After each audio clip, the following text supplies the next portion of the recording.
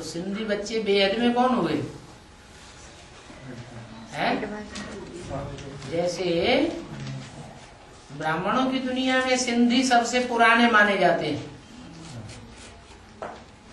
ऐसे ही वेद की भाषा में ब्राह्मणों की दुनिया में जो ज्ञान सागर के बच्चे हैं वो 500-700 करोड़ के बीच सबसे पुराने। तो बाबा तो हद की भाषा में बेहद की भाषा की बातें बताते हैं। और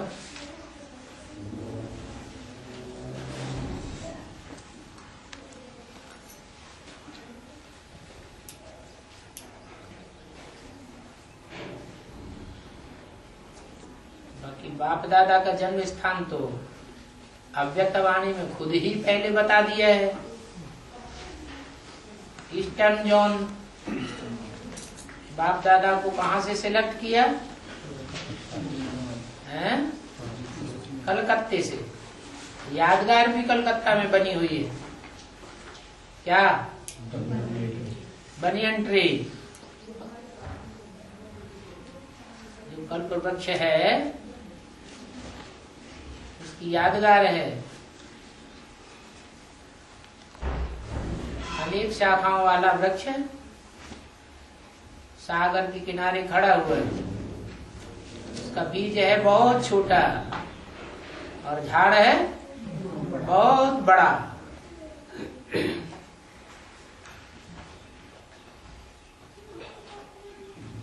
मुख्य जड़ लोप हो गई,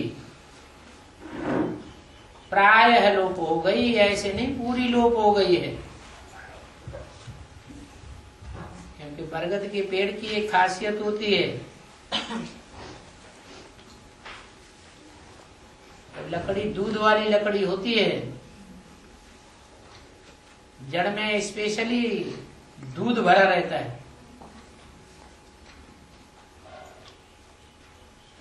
तो जमीन में जहां तक नमी मिलेगी, पानी का अंश मिलेगा, तो वो लकड़ी कभी सड़ती नहीं है। कहाँ सड़ती है? जहां नमी नहीं मिलती वहां सड़ जाती है। तो जहां बनियन ट्री बना हुआ है वहां की जो मुख्य जड़ है वो प्रायः लोप हो गई, क्योंकि ऊपर ऊपर पानी नहीं है। नीचे उस जमीन की अगर खुदाई की जाएगी तो वो जड़ बिल्कुल साबुत मिलेगी, लेकिन इस बात का किसी को पता ही नहीं है अभी। और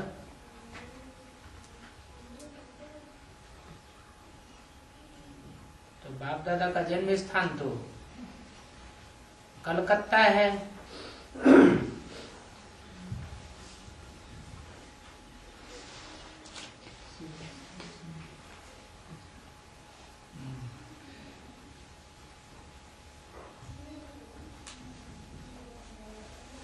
बाप माने सूर्य, और सूर्य कौन सी दिशा से उदय होता है?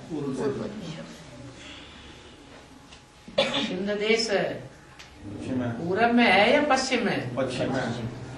तो जन्म स्थान कैसे हो गया? हद की बात नहीं है, बेहद की बात है। और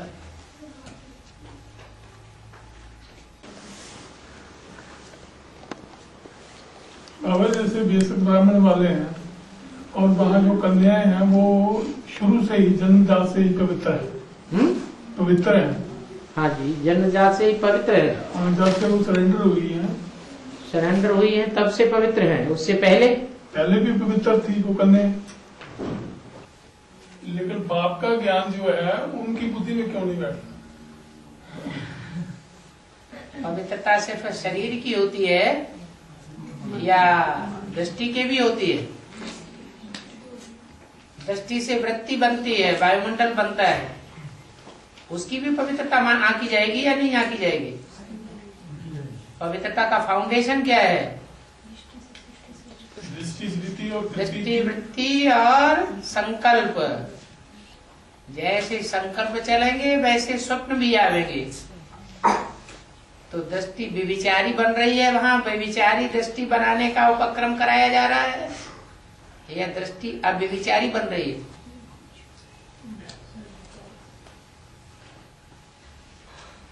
जब एडवांस ज्ञान आपने सुना तो आपने ये प्रश्न नहीं किया। प्रश्न करना था कि सीढ़ी के चित्र में भक्ति मार्गी रावण राज्य की शूटिंग ब्राह्मणों की दुनिया में कहां से दिखा दी गई? वहां तो कन्याएं पवित्र रहती हैं। रावण राज्य में दृष्टि, वृत्ति, संकल्प और स्वप्न व्यभिचारी ही बनेंगे या अव्यभिचारी भी बनेंगे? क्या होगा? अव्यभिचारी भी बनेंगे। अव्यभिचारी बनेंगे। आप आंख लड़ाते रहे, लड़का लड़की दोनों साथ साथ बैठ करके, और अव्यभिचारी संकल्प चलेंगे, जबकि बाप का ज्ञान ही नहीं है, बाप की पहचान भी नहीं है। हाँ, बाप की पहचान हो और फिर प्रैक्टिकल में इंद्रियों का विचार देखने में भले आए और वृत्ति उपराम हो, तब तो कहा जा सकता है कि जगन्नाथ मंदिर में जो चित्र बने हुए हैं वो ब्राह्मणों की दुनिया की उस प्रैक्टिस की यादगार है, जहां प्रवृत्ति मार्ग पोषित करता हुआ दिखाया गया है कि बल प्रवृत्त रहे इंद्रियों से, फिर भी मन बुद्धि से उपराम रहे। बाकी जिनको ज्ञान ही नहीं है बाप का, बाप की पहचान ही नहीं है, तो किसकी याद में बुद्धि टिकेगी? याद सर्वव्यापी होगी या एक व्यापी होगी? तो वही हो रही।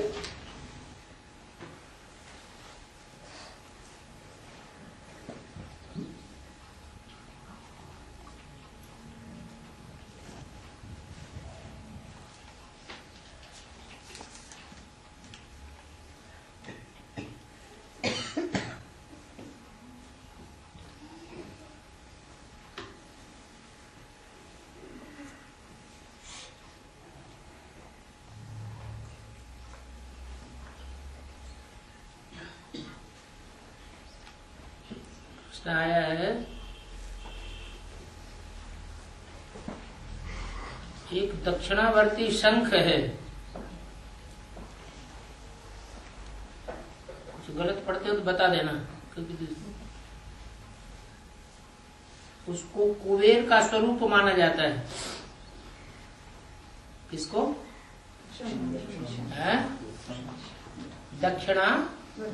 दक्षिणावर्ती शंख को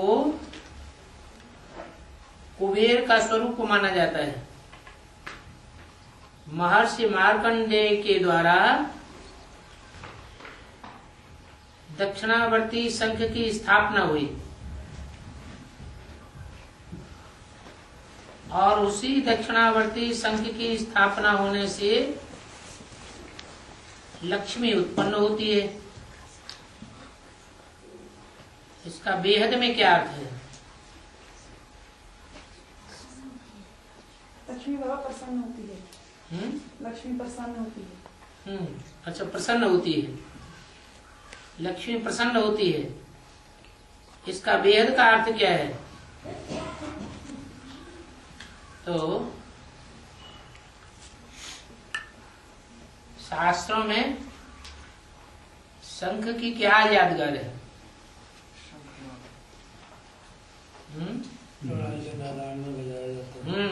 जब युद्ध होता है तो क्या करते हैं? शंख ध्वनि करते हैं, शंखनाद किया जाता है। लड़ाइयों में कौन सी लड़ाई प्रसिद्ध है? महाभारत लड़ाई। इस महाभारत लड़ाई में किसका शंख पहले से बजता है? पहले कौन सा शंख है जो पहले उद्घोष करता है? ज्ञान का शंख तो है ही, क्या अज्ञान का शंख थोड़ा ही है। लेकिन वो ज्ञान का शंख किसके द्वारा पहले उद्घोष होता है? भीष्म पितामह के द्वारा। भीष्म पितामह पुरुष थे, या स्त्री थी? है पुरुष थे। जो पुरुष स्वभाव संस्कार होते हैं वो राजाई के संस्कार होते हैं या अधीनता के संस्कार होते हैं? राजाई के संस्कार होते हैं।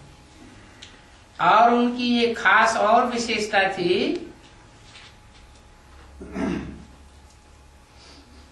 सबके ऊपर कंट्रोल चलाने का तो उनका संस्कार था ही। किनका? भीष्म पितामह का। लेकिन प्योरिटी भी उनका संस्कार था।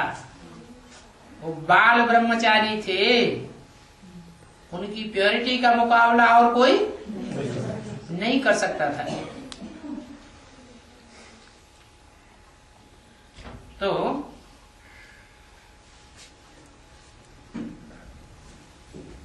उसको कुबेर का स्वरूप माना गया, शंख को।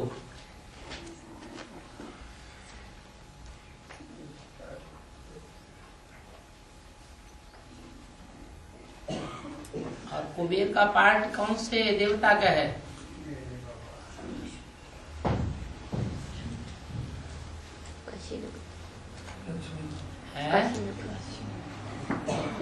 कौन सा देवता है जिसका पार्ट कुबेर का है? कौन सी दिशा का देवता है? ईशान कौन का नहीं है? ईशान कौन का ईश्वर है?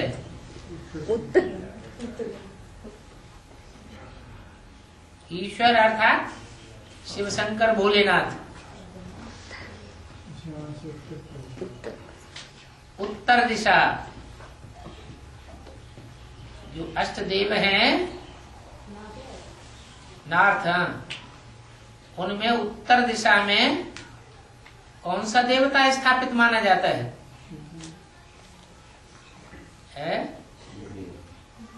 कुबेर।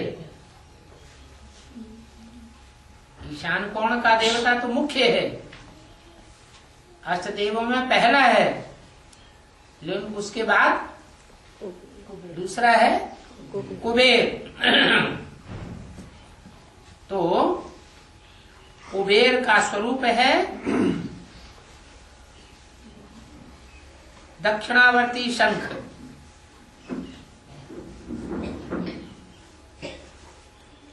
शंख ध्वनि होती है, उसका नाम दक्षिणावर्ती रखा गया है।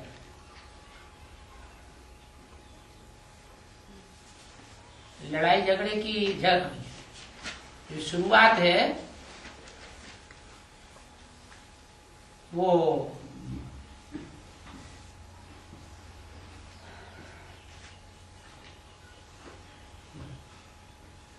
एक होता है उत्तर और एक होता है दक्षिण। दक्षिण दिशा, दक्षिण दिशा में असुरों का वास माना जाता है और उत्तर दिशा में देवताओं का वास माना जाता है, क्योंकि उत्तर से ही होता हुआ सूर्य पूरब में उदित होता है।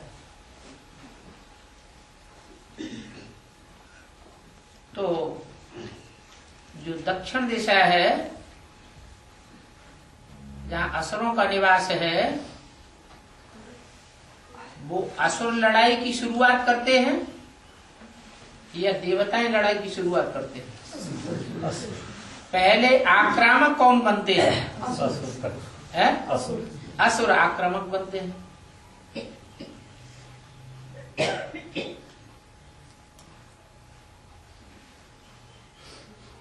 भीष्म पितामह आसुरी संप्रदाय में थे या दैवी संप्रदाय में थे? थे तो देवताई स्वभाव वाले, फिर भी पक्ष उन्होंने असुरों का लिया, इसलिए लड़ाई की शुरुआत भी उन्हों के द्वारा ही होती है। तो जो बताया गया है कि दक्षिणावर्ती शंख है, उसको कुबेर का स्वरूप माना जाता है। दक्षिणावर्ती शंख की स्थापना होती है और उस दक्षिणावर्ती शंख की स्थापना होने से लक्ष्मी उत्पन्न होती है। प्रसन्न है वो उत्पन्न नहीं, प्रसन्न होती है। लक्ष्मी प्रसन्न होती है। तो जो दूसरा मणका है अष्टदेवों में, वो पुरुष चोले में है या स्त्री चोले में है? स्त्री चोले में। और जो पहला मणका है पुरुष चोले में। जो ज्ञान शंख की ध्वनि है वो पहले मणके से शुरू होती है या दूसरे मणके से शुरू होती है? है? ज्ञान शंख जो शंख भेरी जो बजती है वो पहले मणके से उसकी शुरुआत होती है या दूसरे मणके से शुरुआत होती है? दूसरे से होती है। सन 76 में बाप का प्रत्यक्षता वर्ष हुआ और बाप का रूप स्वरूप हुआ शंकर स्वरूप, जिसे ईशान कोण में दिखाया जाता है। तो सन 76 से शंख भेरी बजी या बाद में बजी? 76 से बजी, लेकिन उसका असर लक्ष्मी पर होने वाला नहीं है। क्यों नहीं होना है? लक्ष्मी या गंगा के ऊपर शंख ध्वनि जो शंकर के द्वारा की जाती है, करने वाला शिव बाप है, वो गुप्त क्यों रहता है? उससे लक्ष्मी क्यों नहीं प्रसन्न होती? वही शंख ध्वनि जब दक्षिणावर्ती शंख अर्थात कुबेर के द्वारा शंख ध्वनि होती है तो लक्ष्मी प्रसन्न हो जाती है। इसका क्या कारण है?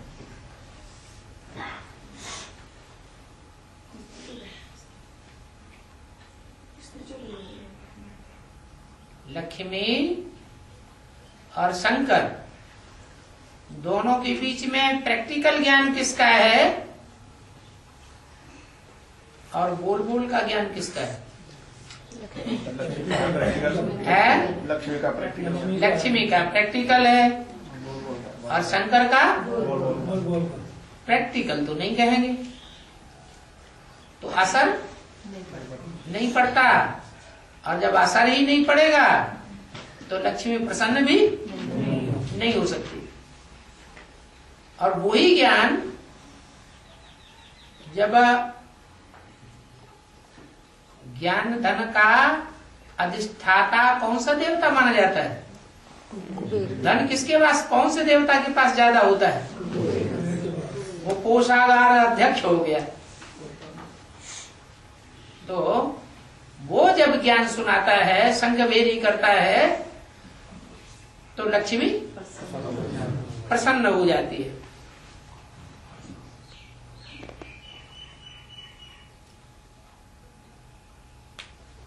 तो समझ में आ गया होगा कि कुबेर का ही रूप शास्त्रों में अनुसुईया का दिखाया गया है।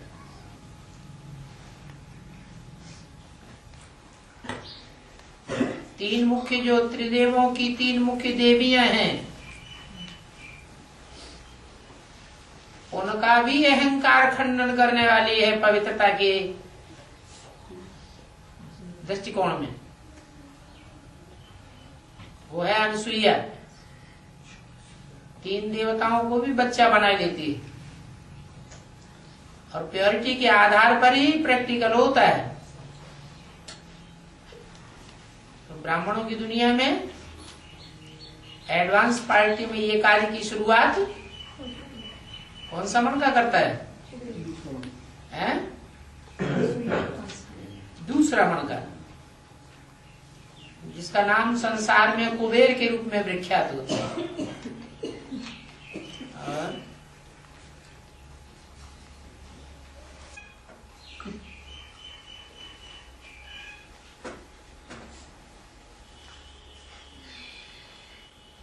कोई किंवदंती है कि मेंढक को सांप का मामा कहा जाता है?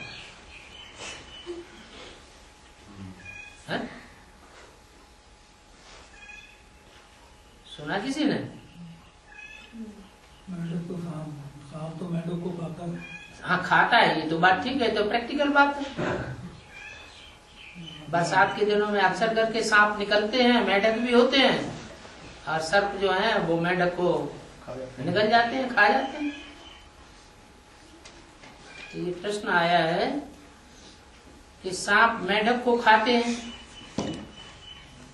और सांप को मेंढक का मामा कहा जाता है। इसका बेहद का अर्थ क्या है? तो अर्थ तो तब बताया जाए जब असलियत क्लियर हो। हाँ, इतनी असलियत क्लियर है कि सांप मेंढक को खा जाता है, तो बरसाती मेंढक कहे जाते हैं, और किसी मौसम में तो मेंढक होते ही नहीं। तो ये ब्राह्मणों की दुनिया में संगम युग जो है सन 36 से लेकर के और 2000 तक का जो पीरियड है वो मेढकों का युग कह दो, भगवान का युग कह दो, है तो। लेकिन इसमें मेढकों की ट्रां भी बहुत होती है। दुनिया में सभी देशों में कौन से धर्म का राज्य चलता है? इस्लाम, क्रिश्चियन, आर्य समाज, कांग्रेसियों का, प्रजा के ऊपर प्रजा का राज्य, चलाने वालों का राज्य, प्रजातंत्र राज्य चलता है सभी देशों में। और प्रजातंत्र राज्य में जो नेताएं होते हैं वो हर देश में ट्रा ट्रा ट्रा ट्रा करते हुए देखे जाएंगे। क्या हम दुनिया को क्या बनाएंगे? स्वर्ग बनाएंगे। इस बात की बहुत एडवर्टाइजमेंट करते रहते हैं, लेकिन दुनिया दिन ब दिन और ज्यादा स्वर्ग बनती जाती है कि नरक बनती जाती है? नरक बनती जाती है। ऐसे मेढकों को जो विष्णु जी की शेष सैया है सांपों की, वो सांप कहो या शंकर के 5 अंगों में लिपटे रहने वाला सर्प कहो, अथवा कृष्ण भगवान के जो नृत्य दिखाया जाता है, डांस, किसके ऊपर? सांप के फनों के ऊपर। माने जिन सांपों को भगवान ने कंट्रोल कर लिया, वो सांप उन मेढकों को खा जाते हैं। अभी मेढक ट्रा ट्रा करने में लगे हुए हैं, या ट्रा ट्रा बंद हो गई? लगे हुए हैं, हर देश में लगे हुए हैं, खास भारतवर्ष में। ऐसा भी समय आएगा तो विष्णु की शेष सैया बनने वाले सर्प, शंकर जी के 5 अंगों में लिपटे रहने वाले सर्प, और जिन सर्पों के ऊपर भगवान को डांस करते हुए दिखाया गया है, वो सर्प इन मेढकों को खा जाएंगे और इनकी बोलती बंद हो जाएगी।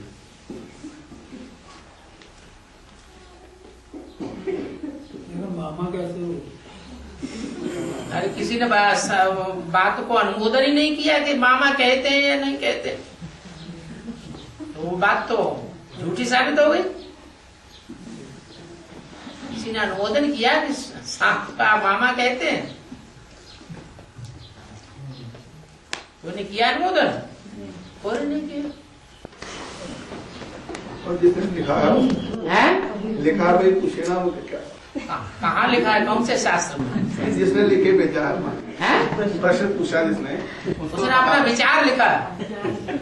अपना अपना विचार कौन मानता है? ऐसे तो दुनिया में ढेर के ढेर चित्र बना दिए। वो माया की मत पर अपने अपने विचार चलते हैं, अपने अपने चित्र बनाते हैं, अपनी अपनी कथा कहानियां लिख देते हैं।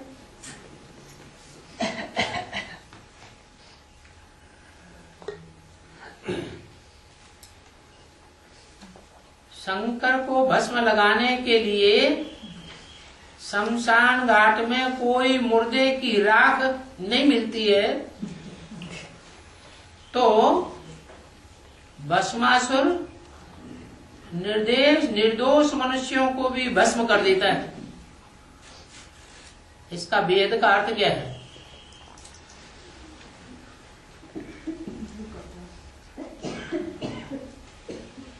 भस्म किसे कहा जाता है?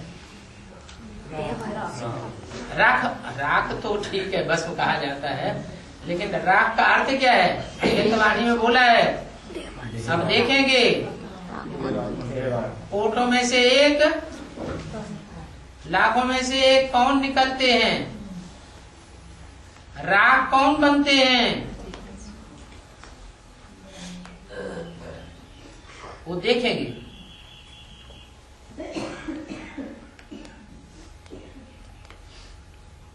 राख बनने का मतलब क्या हुआ?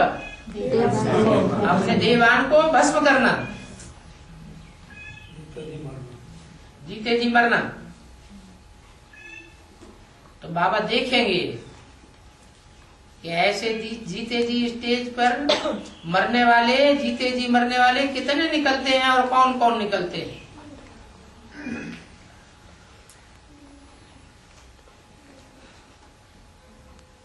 तो एक असुर था, उसने ये जिम्मा लिया कि शंकर जी को मैं रोज भस्म लाके दूंगा।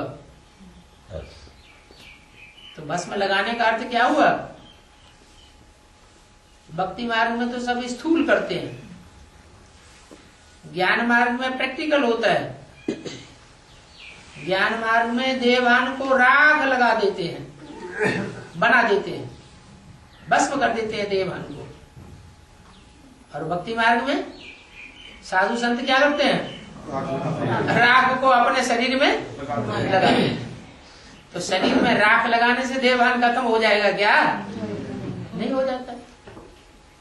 जैसे जैन साधु होते हैं,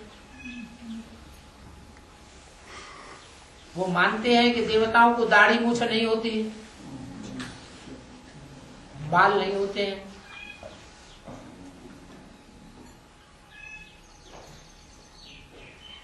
लेकिन वो क्या करते हैं? जो है संसार का त्याग करते हैं, तो चाहे स्त्री हो चाहे पुरुष हो, वो उन बालों को ही उखाड़ देते हैं। पुरुष अपने दाढ़ी मूछ के बालों को भी उखाड़ देंगे, और स्त्रियों के जो गुप्त अंग के बाल हैं उनको एक एक करके नोच देते हैं। समझते हैं अब हम निर्विकारी हो गए। तो क्या ऐसे कोई निर्विकारी बन जाते हैं? और ज्यादा विकारी। ये कोई तरीका नहीं हुआ। ये तो स्थूल बातें हो गई, जो अर्थ सहित बात है वो तो भूल गए। तो ऐसे ही कोई एक भस्मासुर निकला जिसने ये जिम्मा लिया कि हम शंकर जी के लिए रोज राख लाएंगे ताकि वो भस्म रमाते रहें, देवान को भस्म करते रहें। लेकिन फिर उसे राख मिलना बंद हो गई, तो उसने शंकर जी से वरदान मांग लिया कि मैं जिसके हाथ पर, जिसके सर के ऊपर हाथ रख दूं वो भस्म हो जाए। तो उन्होंने तो ये कहा था जो बुढ़ा हो जाए, मरणासन्न हो जाए, बहुत दुखी हो शरीर से, ऐसों को तुम सर के ऊपर हाथ रखना, भले चंगे लोगों के ऊपर हाथ नहीं रखना। लेकिन असुर तो असुर होते हैं, वरदान लेते समय तो चाव से ले लेते हैं। फिर उसका पालन नहीं कर पाते, तो उसने भी सबको भस्म करना शुरू कर दिया। सारी सृष्टि में हाहाकार मच गया। अब ये भस्मासुर ब्राह्मणों की दुनिया के हैं या बाहर की दुनिया के हैं? ब्राह्मणों की दुनिया के हैं। ये है हाथ। हाथ का अर्थ क्या होता है? बुद्ध रूपी हाथ। ये तीसरा नेत्र रूपी बुद्ध रूपी हाथ भगवान ने दिया है ब्राह्मणों को कि लोगों का कल्याण करो। क्या? उनके देहभान को भस्म करो। पुरुषार्थ करते करते बुढ़े हो रहे हैं, प्राप्ति नहीं हो रही है, उनको सहयोग करो।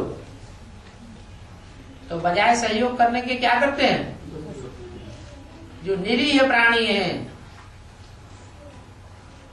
उनको ही भस्म कर देते हैं। भस्म कर देते माने उनके पुरुषार्थ को नष्ट कर देते हैं, खंडित कर देते हैं। तो जो दूसरों के पुरुषार्थ को खंडित करेगा उसका अपना पुरुषार्थ भी खंडित होगा या नहीं होगा? होगा। तो उन्होंने कथा कहानी बनाई दी कि भगवान विष्णु ने मोहिनी रूप धारण किया और भस्मासुर को भस्म कर दिया। वो अपने सर के ऊपर ही हाथ रख दिया उसने, डांस करते करते। तो ऐसे बहुत से हैं ब्राह्मणों की दुनिया में जो औरों के ऊपर बुद्ध रूपी ऐसा हाथ रखते हैं, आओ हम तुम्हें राजयोग सिखाएं। भगवान अकेला थोड़े ही राजयोगी बना देता है। भगवान अकेला सबको पवित्र बनाए देगा क्या? हम भी भगवान के सहयोगी हैं, इसलिए हमारी बात मानो, हम तुम्हें राजयोगिनी बनाए देंगे। ऐसी उल्टी उल्टी बातें पढ़ो के भगवान से वो हम बन के बैठ जाते हैं और सारा उल्टा काम करते हैं। बजाय शिवालय बनाने के क्या बना देते हैं? और ही वैश्यालय बना देते हैं। खुद भी भस्म होते हैं पुरुषार्थ में और दूसरों का पुरुषार्थ भी भस्म करते हैं।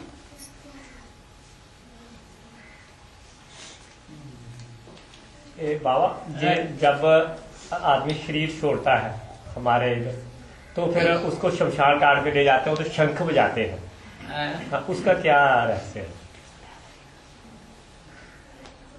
दुनिया की मौत कभी होती है कि नहीं? हाँ होती है। अंत में मौत होती है। तो गायन ये है कि जब मौत हो तो क्या करें, क्या अच्छा हो, अच्छे से अच्छा कि उस समय मौत हो। तो बोलते हैं गंगा जल मुख में हो तब प्राण तन से निकले। तो वो जल की बात है क्या? ज्ञान जल की बात है। ऐसे ही शमशान घाट में वो ज्ञान शंख फूके जाने की बात है, स्थूल शंख बजाने की बात नहीं है। और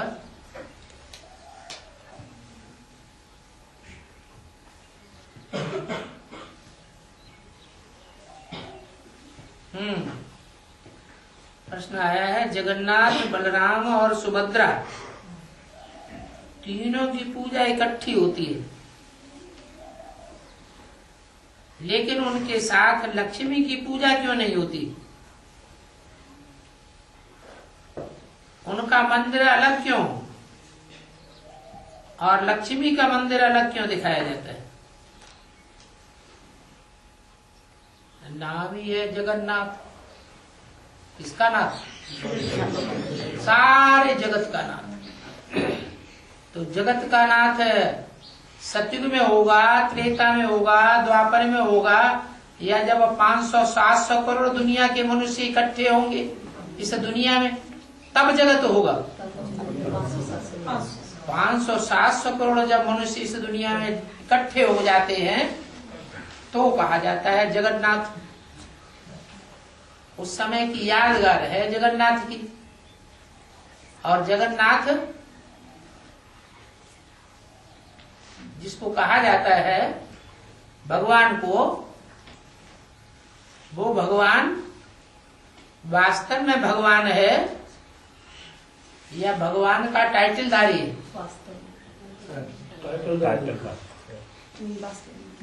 भगवान तो एक ही नाम है उसका,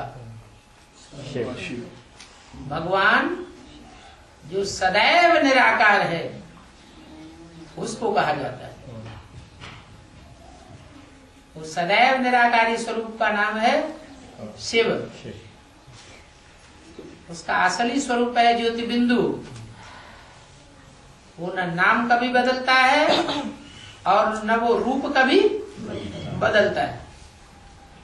लेकिन वो असली जो भगवान है, जब इस सृष्टि में, मनुष्य सृष्टि में जब 500 करोड़ की मनुष्य सृष्टि होती है, उस समय इस सृष्टि में प्रत्यक्ष होता है कोई मुकर्रर रथ में। जिस मुकर्रर रथ में प्रत्यक्ष होता है उसको सारे जगत का स्वामी बनाने के लिए प्रत्यक्ष होता है। जगन्नाथ उसे कहा जाता है। और जगन्नाथ के जगन्नाथ बनने के कार्य में कोई आत्मा तो विशेष सहयोगी बनती होगी, बनती है या नहीं बनती है? कौन है? लक्ष्मी नहीं बनती है, लक्ष्मी सतयुग में होती है।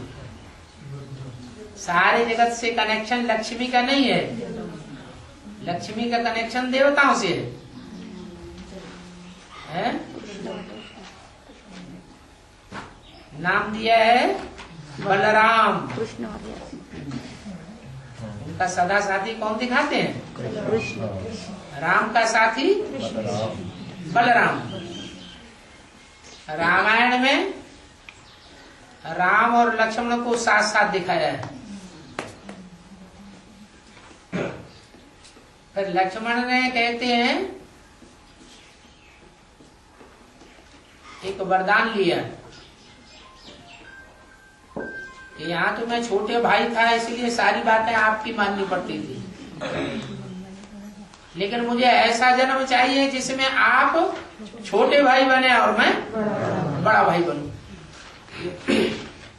तो शास्त्रों में दिखाई दिया कि वो बलराम का नाम जो बड़ा है, द्वापर में द्वैतवादी युग में उनका नाम बलराम हुआ और वो हुए कृष्ण, नहीं राम नहीं, उनका नाम हुआ कृष्ण। ऐसे ऐसे कथा बनाई हुई है।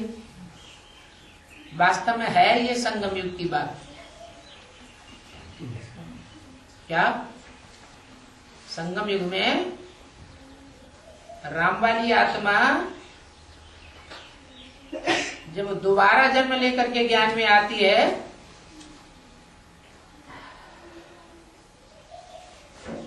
तो ज्ञान में आते समय ही बेसिक में है तो दोनों ही आत्माएं, राम की आत्मा भी आत्मा और कृष्ण की आत्मा भी आत्मा, लेकिन दोनों के बीच में बड़ा कौन और छोटा कौन? बेसिक नॉलेज है। कृष्ण बड़ा हो गया, राम छोटा हो गया। तो राम को कृष्ण की सारी बात माननी पड़े। फिर 76 शुरू होता है। 76 में राम वाली आत्मा मनन चिंतन मंथन से बड़ी साबित होती है या छोटी साबित होती है? बड़ी साबित हो जाती है। और कृष्ण वाली आत्मा छोटी साबित हो जाती है।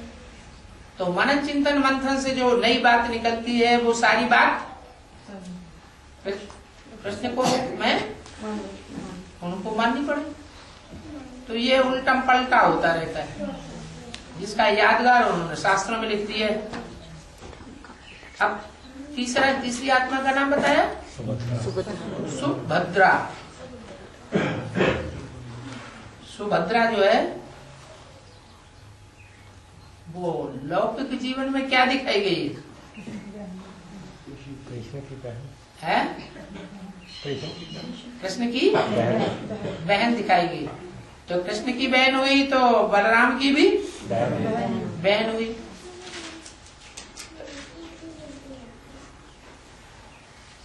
वो रुद्रमाला का मणका है या विजयमाला का मणका है? रुद्रमाला का मणका है। नाम रख दिया सुभद्रा। सु माने सुंदर और भद्र माने है? भद्र माने क्या? भद्र माने कल्याणकारी। कैसा कल्याणकारी है? सुंदर कल्याणकारी। एक कल्याण होता है ऐसा कि कल्याण तो है, लेकिन कल्याण के साथ साथ काला कर्म भी हो गया, तो उसका भी नाम शास्त्रों में है भद्रकाली। क्या नाम दिया है? भद्रकाली। है तो भद्र, कल्याणकारी तो है। क्योंकि अगर काली ना हो तो असुरों का संहार भगवान तो नहीं करेगा। भगवान प्यार का सागर कैसे बनेगा? भगवान के लिए क्या कहने है? तू प्यार का सागर है, तो ये तो बात खंडित हो जाएगी। इसलिए भगवान संहार का कार्य इसको सौंप देते हैं, शक्ति के हाथ में सौंप देते हैं। तो वो शक्ति महाकाली का रूप धारण करती है तो कहते हैं भद्रकाली। लेकिन ये भद्रकाली नहीं है, इसका नाम क्या है? सुभद्रा। तो कौन हुआ? वास्तव में सुभद्रा का पार्ट किसका हुआ? कौन है रुद्रमाला में वो आत्मा? दूसरा भद्रकाली है, दूसरा वो सुभद्रा है। दूसरा मणका काशी हाँ, जोगणी। जो रुद्रमाला का अष्ट देवों में दूसरा मणका है वो हुआ सुभद्रा। सुंदर भी है और कल्याणकारी भी है। भगवान के लिए टाइटल होता है सत्यम शिवम सुंदरम। शिव माने कल्याणकारी और सुंदर माने सुंदर। जो कल्याणकारी है वो ही सुंदर है।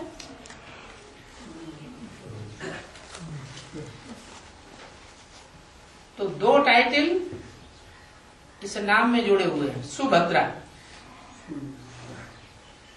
ये तीन आत्माएं हैं।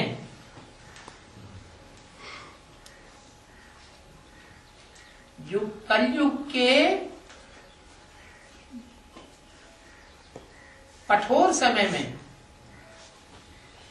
तीनों आत्माओं ने जो पुरुषार्थ किया है,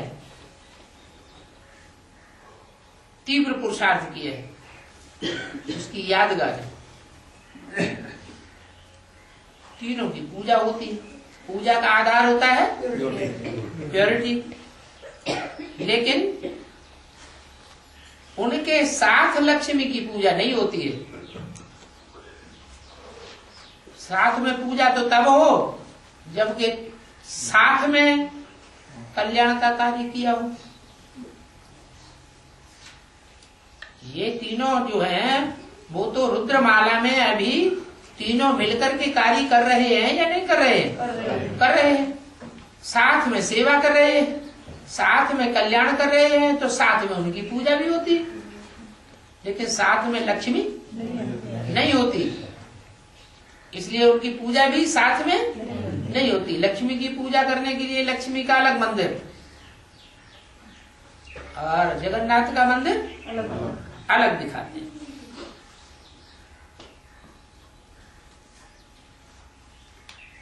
और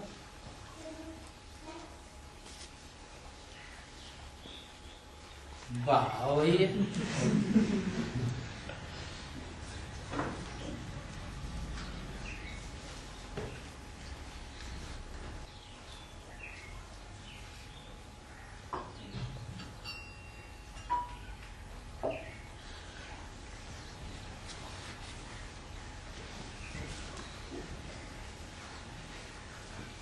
पृथ्वी और चंद्रमा तो मिट्टी है,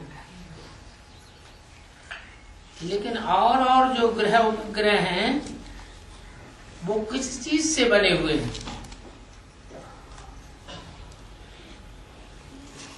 कोई भी ग्रह हो, जो कोई भी उपग्रह हो, वो जड़ है या चैतन्य है? जड़ है। और जो भी जड़त्वमयी चीज होती है वो कितने तत्वों से बनी हुई होती है? 5 तत्वों से बनी हुई होती है। ये हो सकता है कि कोई में किसी तत्व की प्रधानता और कोई में किसी दूसरे तत्वों की प्रधानता। सूर्य में कौन से तत्व ज्यादा विद्यमान है? अग्नि। ऐसे नहीं कहेंगे कि सूर्य में मिट्टी नहीं है, मिट्टी होते हुए भी उसमें अग्नि तत्व ज्यादा विद्यमान है। ऐसे ही चंद्रमा, चंद्रमा पृथ्वी का उपग्रह है, माने पृथ्वी से अलग छिटक के पृथ्वी के आकर्षण में चारों ओर घूमता रहता है। तो जब पृथ्वी का ही हिस्सा है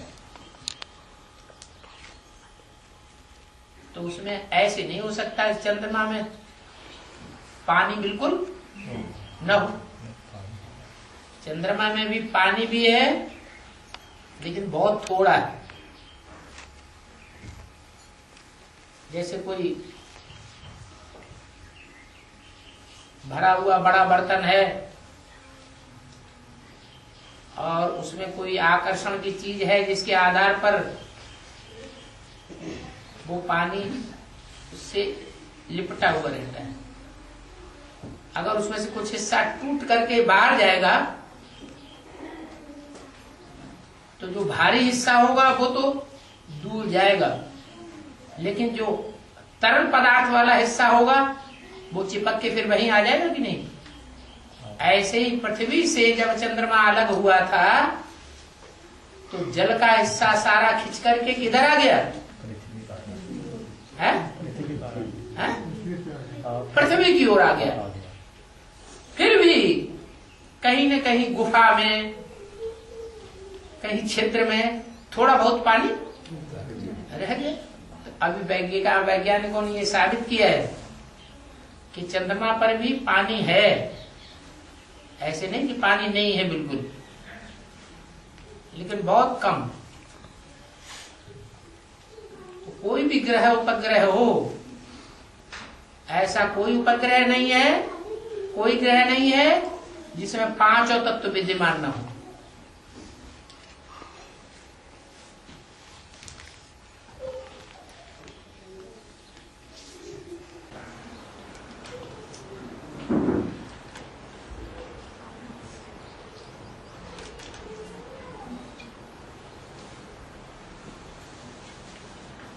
खाने के बाद पानी पीने से खाना पचता है, लेकिन खाने के बाद नींद बहुत आती है।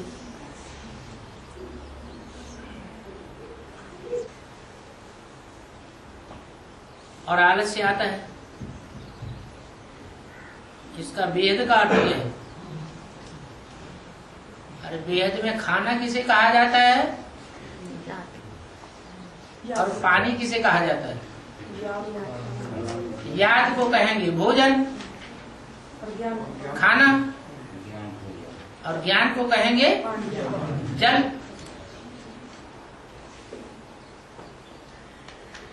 पुरुषार्थी जीवन में भी तो हम यही करते हैं। पहले याद में बैठते हैं और याद में बैठने के बाद फिर ज्ञान जल से स्नान करते हैं, ज्ञान जल पीते हैं। तो जो याद है वो याद में जो हमारा सूक्ष्म स्वरूप बनता है, आत्मा का सूक्ष्म स्थिति बनती है, वो ज्ञान जल भोजन को पचा देता है। कभी देखना, डायरेक्ट मुरली पढ़ना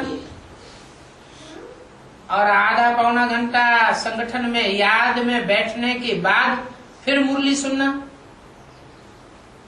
दोनों में क्या अंतर होता है? अंतर देखने में आवेगा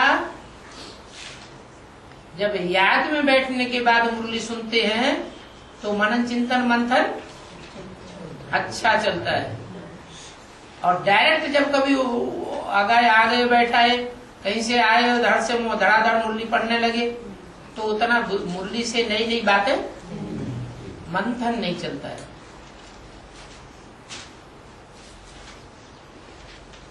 बाकी नींद आती है, आलस्य आता है, वो तो है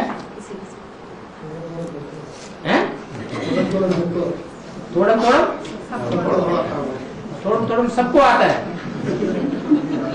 थोड़ा को मतलब थोड़ा आता है।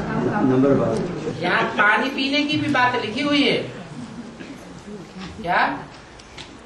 खाना खाने के बाद पानी पीते हैं तो खाना पचता है, आसानी से पचता है, लेकिन आगे लिखा है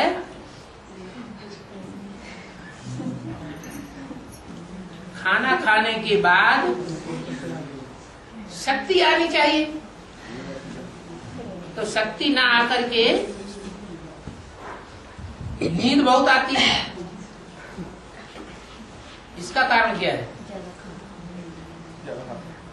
है?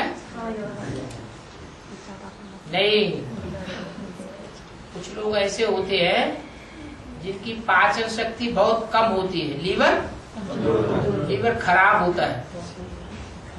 अगर वो खाना खाने के साथ ही साथ पानी पी लेंगे तो उनको खाना पचेगा ही नहीं। इसलिए खाना खाने के 1 घंटे के बाद पानी पिएंगे तो उनका खाना भी अच्छी तरह से पचेगा और लीवर पर कोई ज्यादा वजन नहीं पड़ेगा। नहीं तो अगर उन्होंने खाना खाने के साथ साथ पानी पी लिया तो मालूम क्या होता है, उनका खाना पचता ही नहीं। यहाँ भी ऐसे है, कोई है जिनके लिए मुरली में बोला है बाबा ने कि मुरली जब सुनते हो तो सुनते समय कुछ भी काम नहीं करना चाहिए। मुरली सुनते समय सिर्फ मुरली ही सुनना है, दूसरा कोई काम नहीं करना। याद के लिए ऐसे नहीं कहा, याद के लिए क्या कहा? चलते फिरते उठते बैठते कर्म करते भी याद कर सकते हैं। और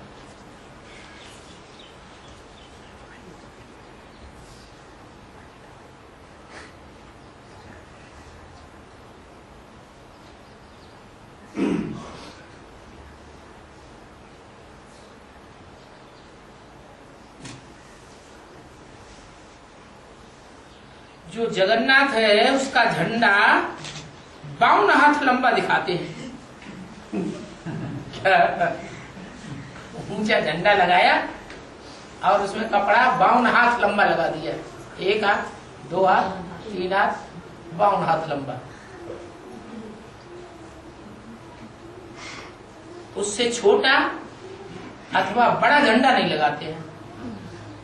इसका अर्थ क्या है? बुद्धि में आता है? अरे हाँ,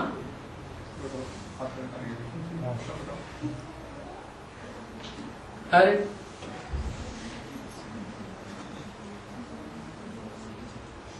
थोड़ा इशारा दे। ताश के 52 पत्ते होते हैं। ताश के 52 पत्ते होते हैं। वो तो खेल है, वो तो ठीक है, वो भी संगम किया गया।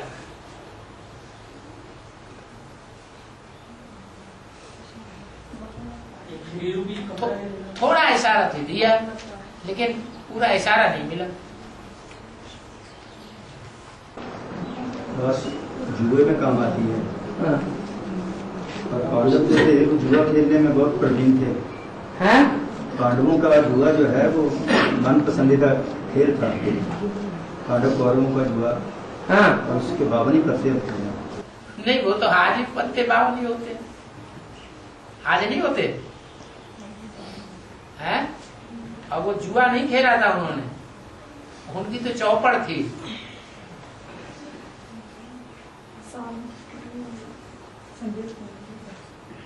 अच्छा, राजा बलि के ठगने के लिए भगवान ने कौन सा रूप धारण किया था? है 52 अंगुल। अब थोड़ा सा इशारा मिल गया, आप बता दो। अरे,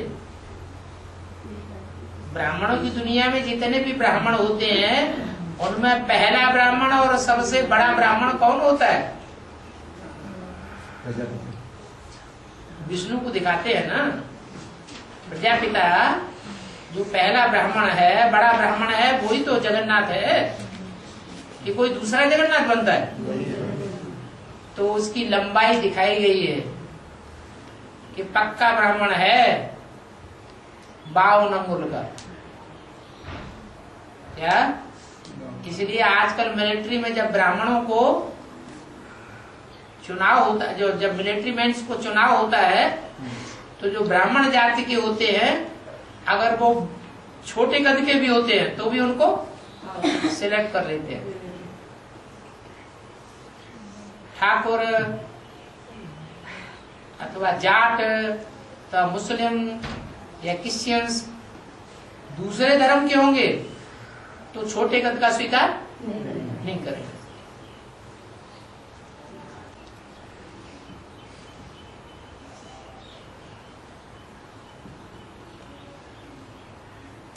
ये बात तो पहले भी बता दी गई कई बार। सीढ़ी की चित्र में जहाँ भारत का चित्र दिखाया है वहाँ द्वापर युग की 2-3 सीढ़ियाँ थोड़ी सी कटी हुई है। उसका क्या अर्थ है?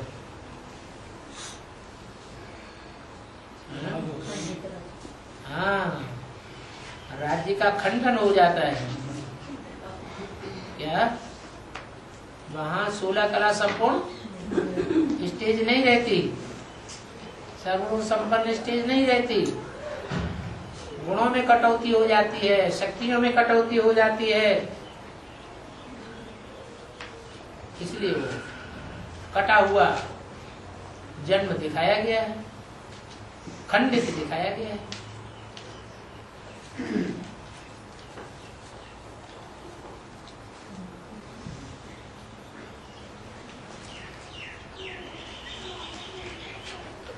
पूर्व दिशा में आम पहले पक जाते हैं।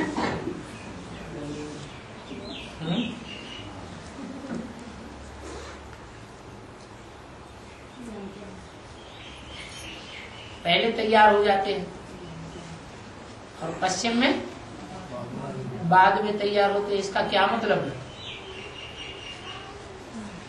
है? जो है वो पूर्व दिशा वालों को ही लगता है।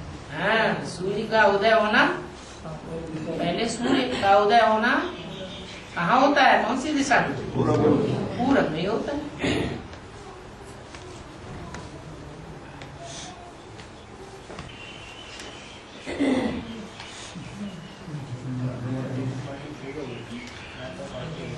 हो गया यार।